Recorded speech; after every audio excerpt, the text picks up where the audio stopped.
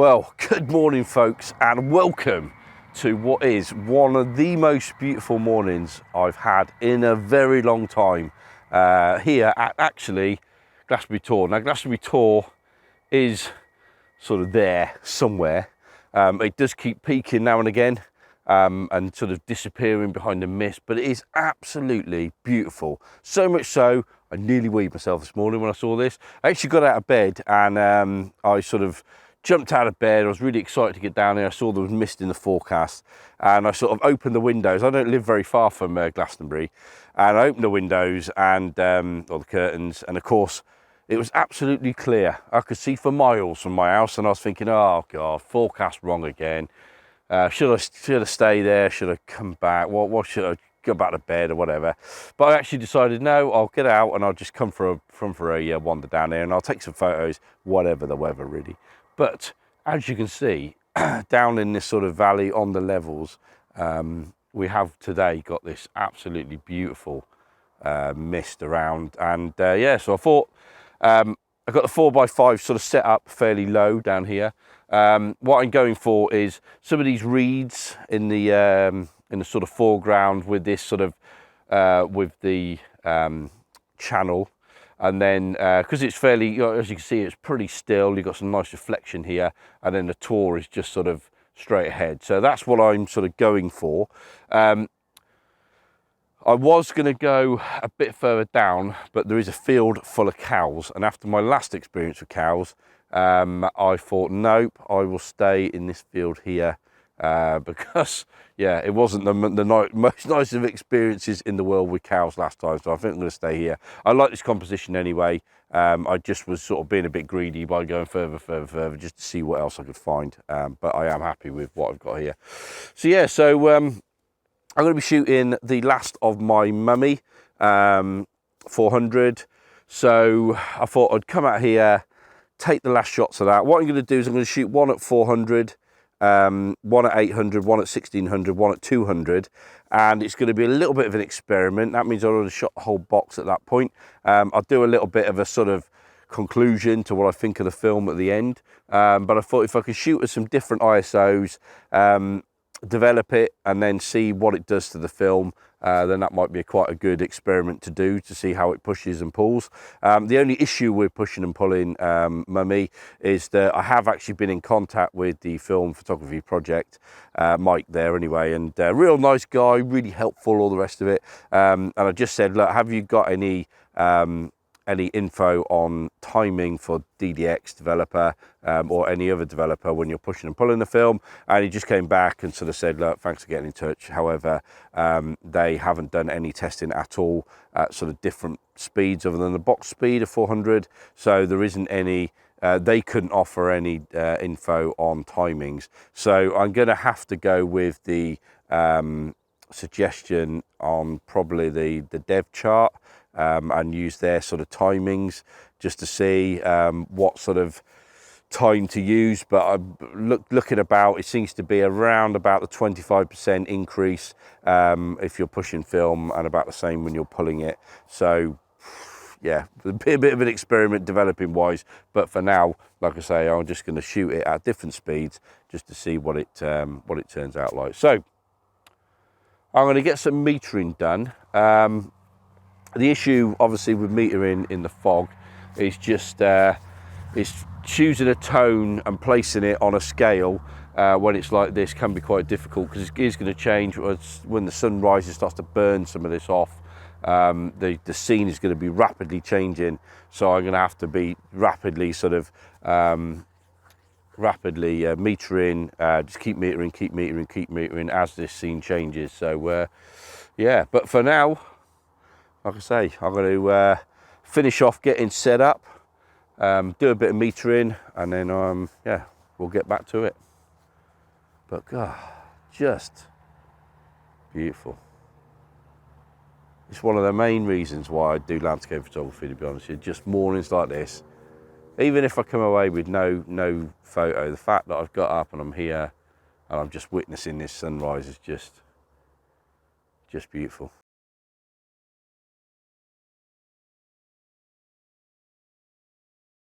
So the mist is proving quite stubborn this morning. The sun is actually risen. It's sort of over there. I've had to move the camera around because it was going to be blowing out my my highlights on the video. I've just had to have a bit of a double check to make sure that the sun isn't sort of in my frame, because I don't want it in my frame. It is thankfully off to one side and out the way.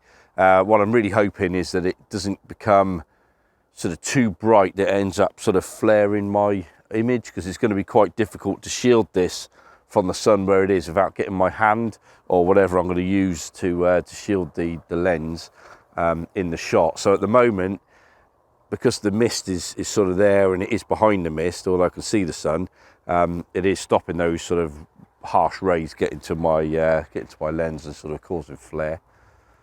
But yeah, I mean, it is beautiful still. It's absolutely beautiful, and I'm absolutely convinced that it's going to be burnt off at some point, or start to get burnt off. And when that process starts, it's probably going to be quite quick.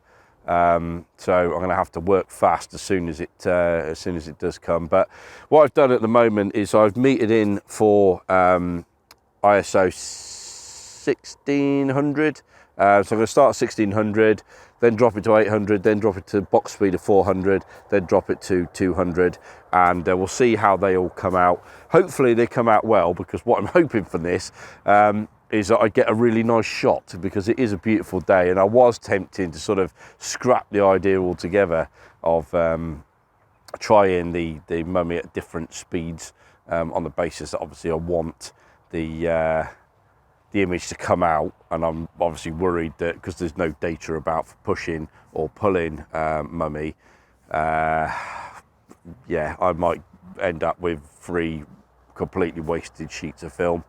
I might end up with 3 great bits of film, I don't know, but it's just that unknown really, especially when you're at a location like this and it is beautiful. It's just nice to have that backup of a you know, a couple of shots at 400. So I might end up scrapping the 200 speed and just going with 2, you know, 16, 800, 400, and then another one at 400. Don't know yet, not decided. But yeah, so like I say, we just sort of sat around waiting really. The fish are out, which is nice. But yeah, sort of is what it is really. But it's just beautiful, so peaceful, just listening to the birds and everything. Like I say, just seeing the mist rise off this sort of water channel. Yeah, it's just beautiful. But come on, son, burn a bit more of this mist off. Want to get on and get some shots in the bag.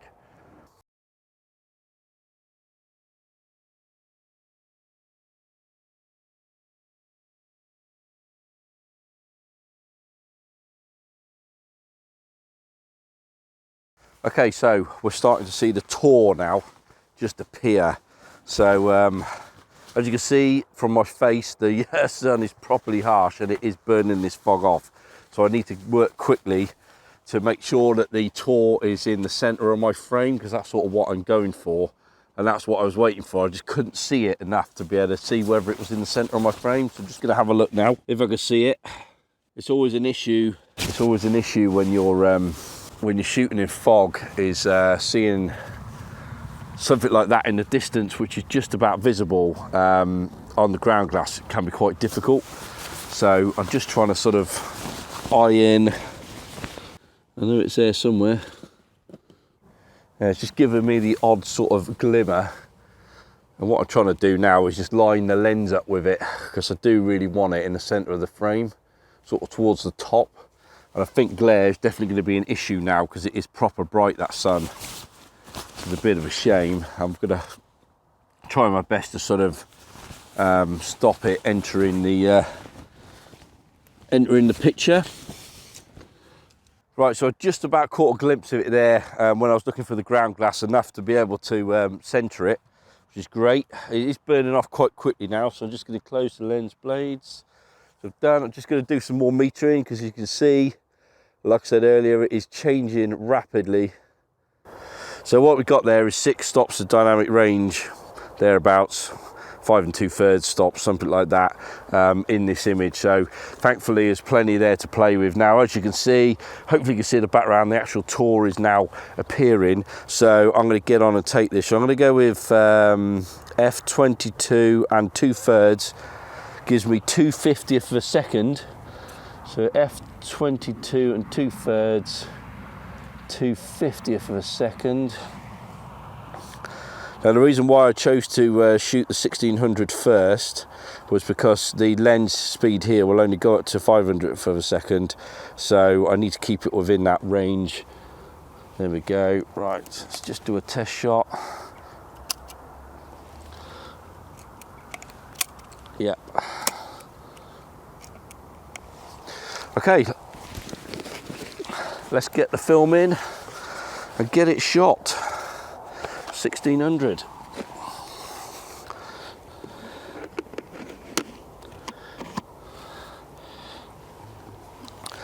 Right, like I said, I'm going to have to try and shield the lens best as possible without getting the thing in the picture, which is going to be a challenge. That's it, first shot in the bag.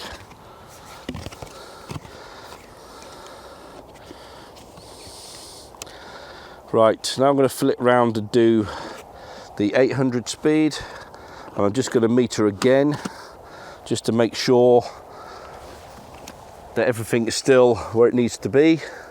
Brilliant. Right, we're on. Okay, so if I go same again, nice and easy one, just drop it down to 1 2/50th of a second, and we're going to shoot again. Right, just do a test shot. All good. Right, let's get this taken. Just got to try and again just shield the lens best as possible from the sun. That's 800 done. 2 shots taken, and I've actually realised in all the excitement that I'm actually putting the dark side in the wrong way from what I usually say. So I've put in the dark side back in with the dark bit facing out. Just the excitement of the day, I think, getting to me. Right, let's do another one. Like I say, it is changing rapidly. Okay, so we're all happy with that. So we'll just drop it to 60th of a second. Same again, drop down 60th of a second. So we're now shooting at ISO 400, which is box speed. Take the dark slide out. Shield the lens. Right, box speed. That's that one taken. Beautiful. I'll put that in the right way. Right, last shot of Mummy.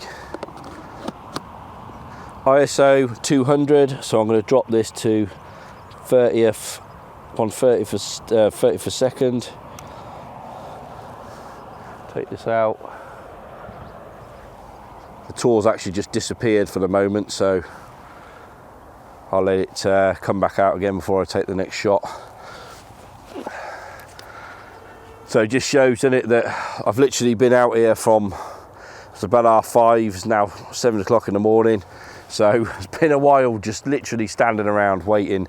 In fairness, I could probably have taken a shot if I was quicker setting up this morning, because there was a couple of glimmers of it, but I'm actually preferring it with this sunlight now, although it is getting a little bit harsh. But like I say, I'm shooting black and white. It is a little bit of a shame, I suppose. I wish I'd have brought out some gold with me, because I've got a load of it in the freezer, and I'd like to have sort of moved along sort of that way a little bit and maybe taken a pano of this, because I think that would have been nice with you know, this sort of in the foreground and then the Tor in the background with the fields and everything, and the trees sort of just appearing in the mist there. But I ain't got any gold, so can't do that. So I might just take a couple of shots with my digital camera after I've sort of shot this last one, and we'll go from there. But what a beautiful morning, and I'm really, really glad that I came out.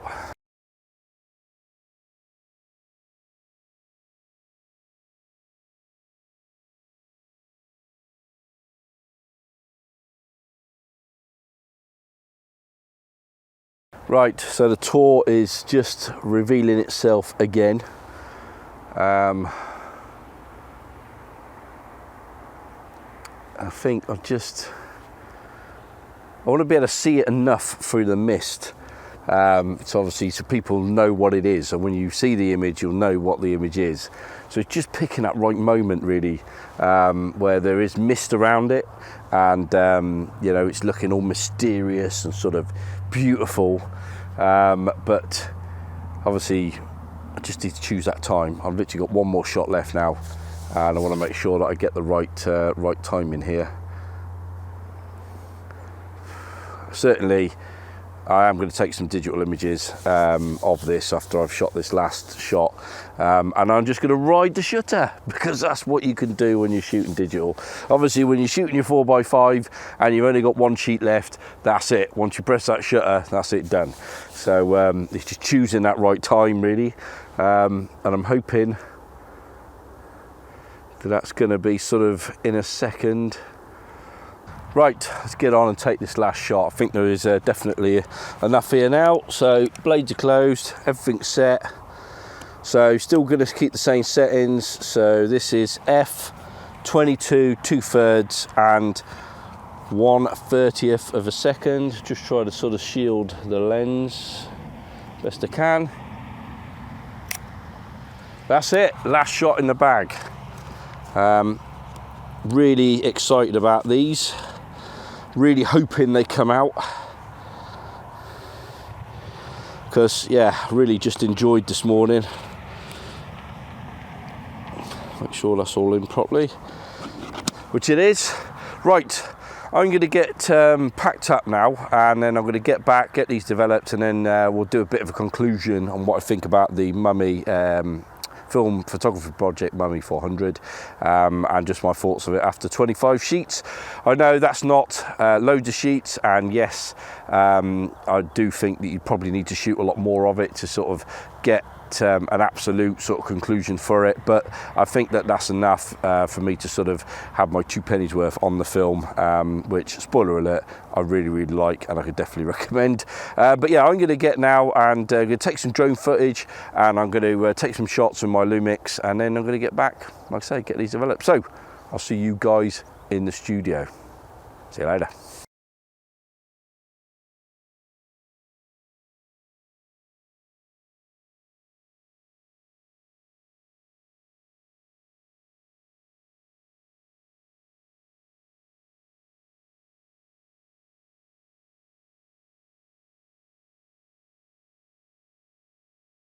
So welcome to what isn't the studio.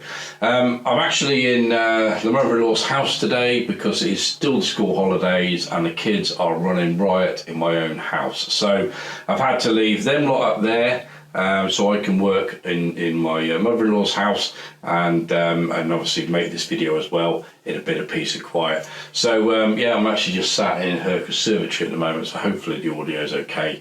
I will, you know, like I say, sorry about the background, it's not my usual background.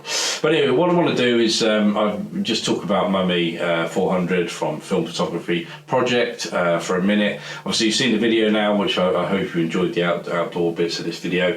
And I just wanted to talk about, firstly, just the developing process I've gone through to obviously push and pull the film itself. So what I want to do is just start at the beginning, I suppose. So I looked around online to see if there was any information there to give some timings on pulling the film to 200 and pushing it to 800 and 1600 off of the box speed, which is 400.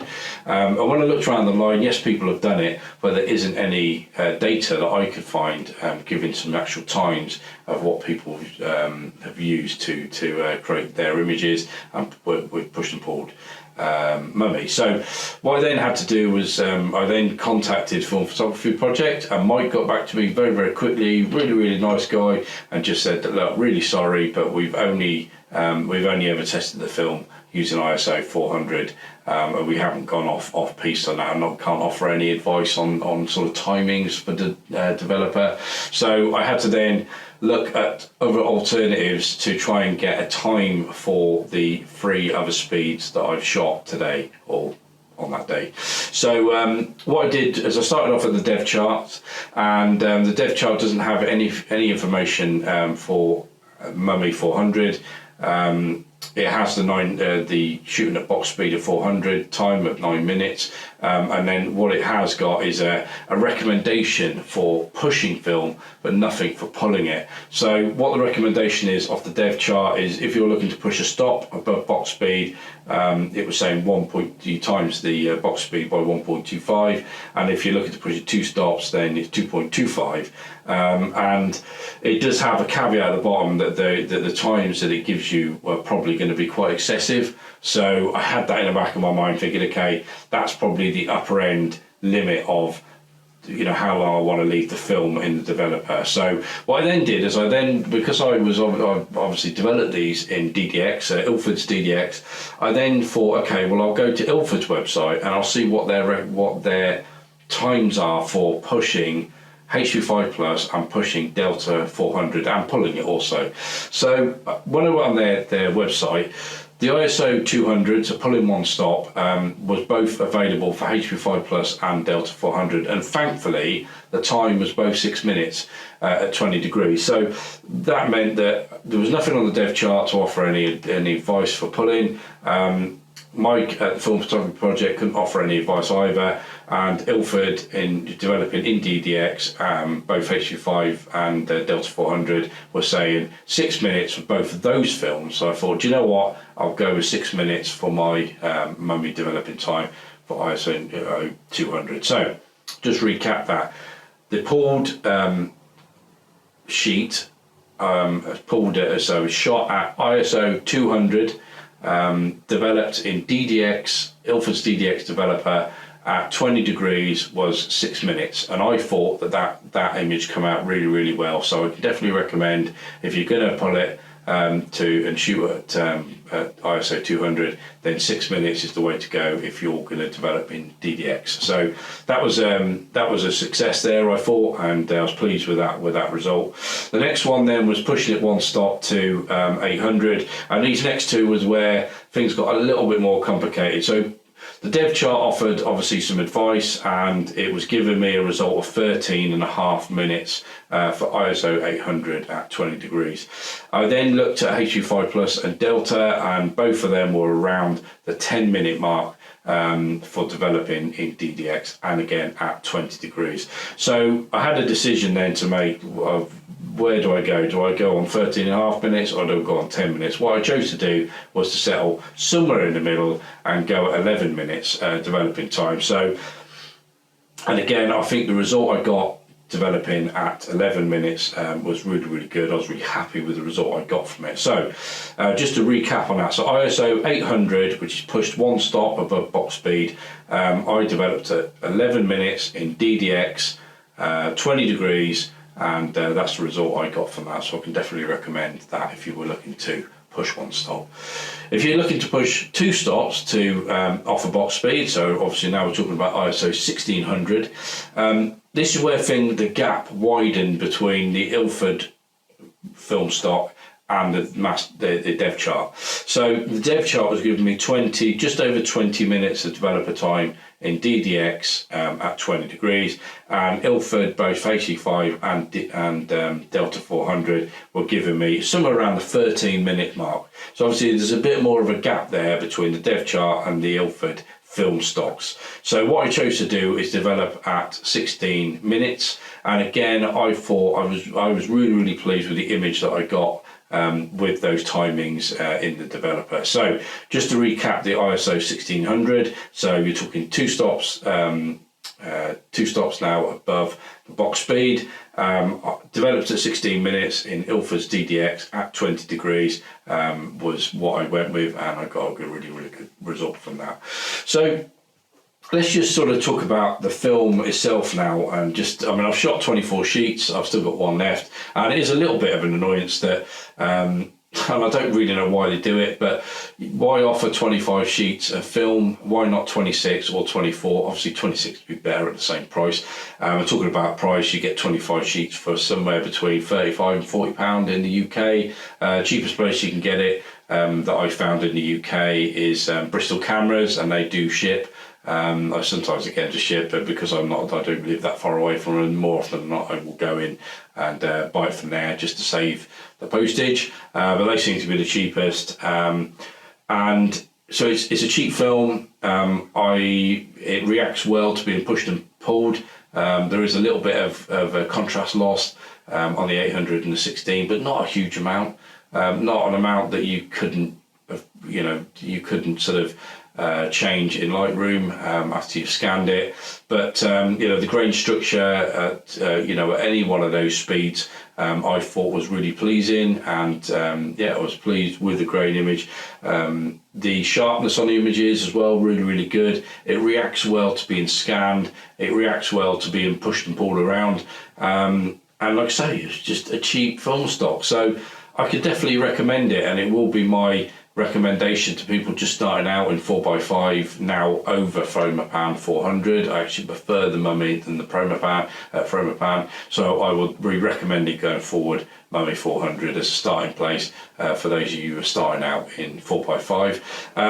Even if you're not and you've got loads of experience of 4x5, and you're looking for a different film stock, a slightly cheaper film stock which will deliver you a great image, then I would definitely recommend it to you guys out there as well that are in that position. I will certainly be buying a lot more of it going forward. I don't think it will replace my Delta 100. That's still my favourite black and white film stock, and of course that is going to be a sharper film stock, just based on ISO on its own, let alone the fact that the Ilford films are that slightly a bit better, but of course you're paying that little bit more to have an Ilford film, and I don't think the Mummy 400 is really that far behind it that you would really notice any sort of difference.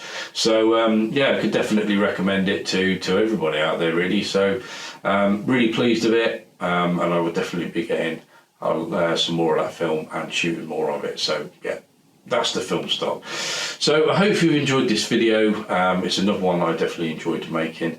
If you did, a like to it, it's really appreciated, and a subscription to the channel is even better, and I really appreciate when people subscribe to the channel.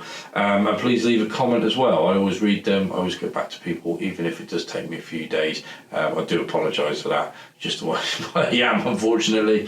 But yeah, I hope you enjoyed this one, and I will see you guys in the next one. Bye for now.